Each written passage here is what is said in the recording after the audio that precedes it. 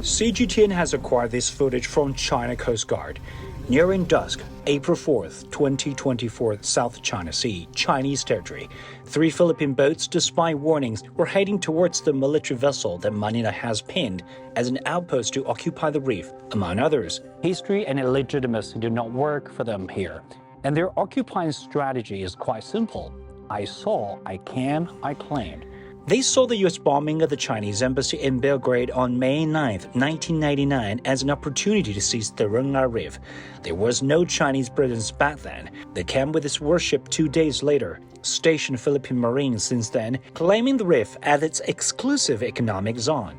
So after some 25 years, this dilapidated vessel, if not fortified timely, would collapse, as would Manila's occupying efforts.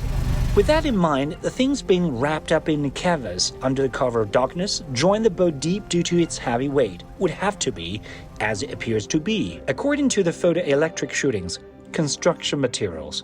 China greenlights humanitarian supplies, such as food and water, upon prior notification. So those Filipinos are not isolated, they live well instead. And former Philippine governments had respected that deal, with commitments of towing away the warship, creating status quo of peace over the past 2 decades. Now, the Marcos administration has snubbed the deal. Conspiracy and conflict make their way in, with U.S.-backed military maneuvers, offensive airdrops, pointed guns, month-long vessel deployment in adjacent waters, and smuggling of construction material. The list of provocation goes on and on. Beijing has repeatedly criticized Manila for reinforcing the military outpost with the aim of permanent occupation.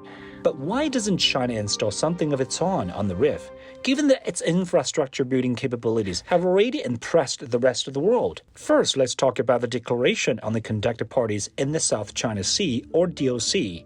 China and 10 member states of ASEAN, including the Philippines, signed the agreement in 2002.